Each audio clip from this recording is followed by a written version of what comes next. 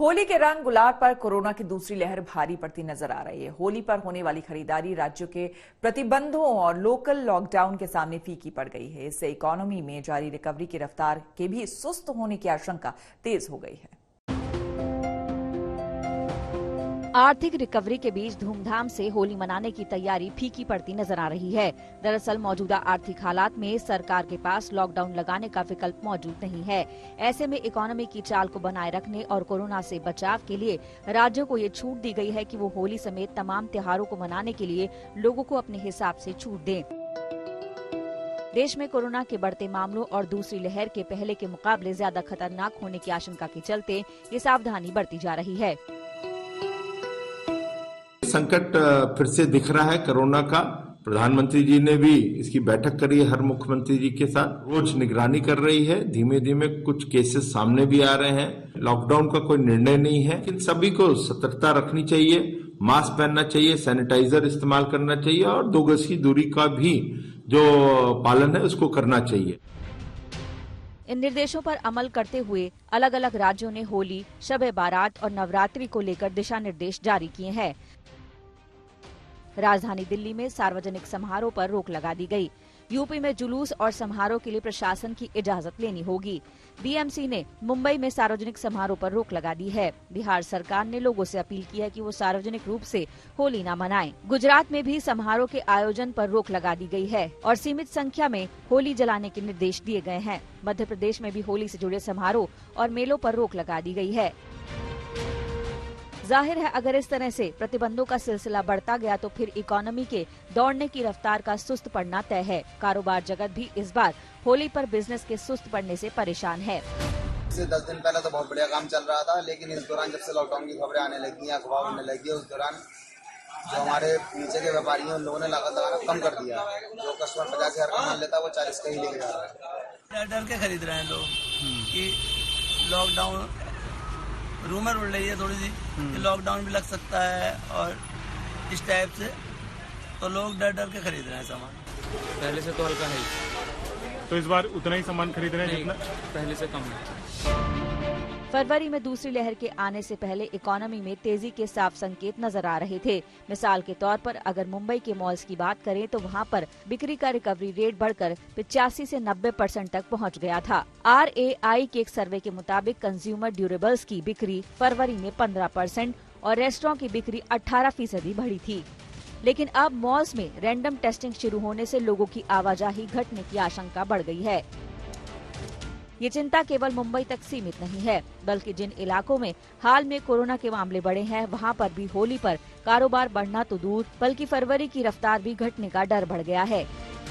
No doubt इसका बहुत बड़ा असर हमारे कारोबार पे भी पड़ेगा, जिसके अंदर से खाली ये नहीं है कि जो मिलनसारी के हिसाब से होते हैं, उसके अंदर बहुत सारे ऐसे कारोबार हैं जो कि डायरेक्ट रिलेट करते हैं होली या किसी भी त्यौहार के साथ, तो उसके ऊपर फ़र्क पड़ेगा। जहाँ पर कोरोना का इतना बड़ा प्रभाव दोबारा आ चुका है कि गवर्नमेंट को दोबारा इसके ऊपर अपनी गाइडलाइन देनी पड़ रही हैं। नॉर्मली भी हर इंसान जो कि इस समय यहाँ पर है वो ये सोच रहा था कि नहीं, इस पर हम त्यौहार को सिर्फ कह कर या टेलीफोन पर या दूर रहकर 6 फीट की दूरी रखकर ही मनाएंगे। हमारे देश में कोरोना की महामारी दोबारा से फैल रही है, इसलिए इससे बचाव रखें, घर के अंदर ही होली मनाएं, चंदन का टीका लगाएं, घर से बाहर ना निकलें और फोन पे ही लोगों को विश करें। जितना घर से बाहर कम निकलेंगे उतना ही आप लोगों के लिए अच्छा रहेगा। यानी फिलहाल होली पर कमाई को तो कारोबारी और व्यापारी भूलने के लिए तैयार है, लेकिन कोरोना की दूसरी लहर आम कारोबार पर भी असर न डाल दे, इसकी चिंता ज्यादा सता रही है। आज तक ब्यूरो।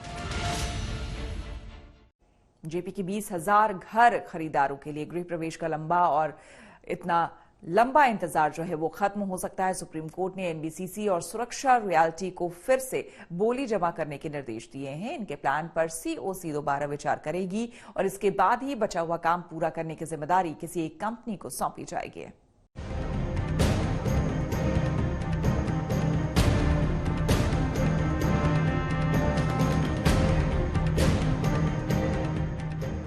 जेपी इन्फोटेक मामले में सुप्रीम कोर्ट के फैसले से 20,000 होम बायर्स को निराशा हाथ लगी है।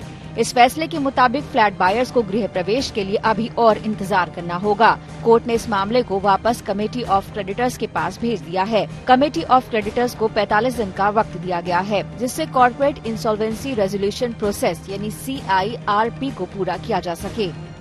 एक दोबारा से मैं कहूँ 45 डेज IRP को टाइम दिया गया है कि ये 45 डेज में क्रिप प्रोसेस कंक्लूड करें। सुरक्षा और NBCC जो है दोबारा से अपने रेजोल्यूशन प्लान्स पुटअप करें। एक तरीके से मैं कहूंगा कि जो क्रिप प्रोसेस का एक रेजोल्यूशन प्लान जो अप्रूव हुआ है वो उसको एक तरीके से साइड रखा गया और दोबारा से एक मौका दिया गया सुरक्षा रियल्टी को और NBCC को अपने प्लान्स सबमिट करें। सुप्रीम कोर्ट ने NBCC और सुरक्षा रियल्टी को रिवाइज्ड रेजोल्यूशन प्लान जमा कराने के निर्देश दिए हैं। सुप्रीम कोर्ट के फैसले के मुताबिक कंपनी की तरफ से जमा किए गए 750 करोड़ रुपए रेजोल्यूशन प्लान का हिस्सा नहीं होंगे और NBCC इस रकम का कंस्ट्रक्शन में इस्तेमाल नहीं कर सकती। 6 अगस्त 2020 को सुप्रीम कोर्ट ने national company law appellate tribunal यानी NCLAT के पास लंबित सभी मामले अपने पास ट्रांसफर कर लिए थे। ये याचिका NBCC की उस योजना के खिलाफ थी जिसके तहत वो कर्ज में डूबी JP इंफ्राटेक की 20,000 पेंडिंग फ्लैट्स खरीदना चाहती थी। 18 दिसंबर 2019 को कमेटी ऑफ क्रेडिटर्स ने NBCC को बोली का विजेता चुना था। NBCC के पक्ष में 97.36% वोट थे। ऐसे में अब इस फैसले के बाद तुरंत काम शुरू होने की जो आस घर खरीदारों में जागी थी, उसके पूरा होने में थोड़ा और इंतजार करना होगा। घर खरीदारों को जो उम्मीद थी इस फैसले के बाद काम शुरू हो जाएगा, उसमें थोड़ा सा और इंतजार करना पड़ेगा। 750 करोड़ रुपए जो डिपॉजिटेड थे, जो NBCC द्वारा कंस्ट्रक्शन में यूज किए जाने थे, वो भी अब उसको यूज नहीं किए जा पाएंगे, वो वापस किया जाएगा। NBCC और सुरक्षा को ही एलिजिबल माना गया है। 45 डेज का टाइम फिर से दिया गया है ताकि फ्रेश बिडिंग NBCC और सुरक्षा द्वारा मंगाई जा सके और कॉर्पोरेट इंसॉल्वेंसी रिजोल्यूशन प्रोसेस को पूरा किया जा सके। घर खरीदारों के गृह प्रवेश के इंतजार के मामले देश में लाखों की संख्या में है। JP और आम्रपाली जैसे ग्रुप में जहां इनकी तादाद ज्यादा है, वहीं छोटे छोटे कई प्रोजेक्ट्स में घर खरीदार बरसों से कानूनी लड़ाई लड़ने को मजबूर है। ऐसे ही फरीदाबाद के PDM प्रोजेक्ट के होम बायर्स हैं, जो सारी रकम चुकाने के बावजूद कोर्ट के चक्कर लगा रहे हैं और अपने आशियाने को पाने का इंतजार कर रहे हैं। हम अपने फ्लैटों का 90% पैसा दे चुके हैं। बिल्डर ने करीब 150 करोड़ रुपए होम बायर से कलेक्ट किया और 90 करोड़ रुपए बैंकों से लोन लिए और 200 करोड़ रुपए अपना 6 शेल कंपनियों में डाइवर्ट कर गया और हार्डली 30 से 35 करोड़ प्रोजेक्ट पे लगाया और प्रोजेक्ट को धकेल दिया लिक्विडेशन की तरफ। आज NCLT में केस चल रहा है। हम लोगों ने 10 साल हो गया पैसा दिए हुए, लेकिन हमें ना ही तो घर मिला ना ही हमारा पैसा वापस मिला और बिल्डर हमें पूरी तरह से ठग के ले गया।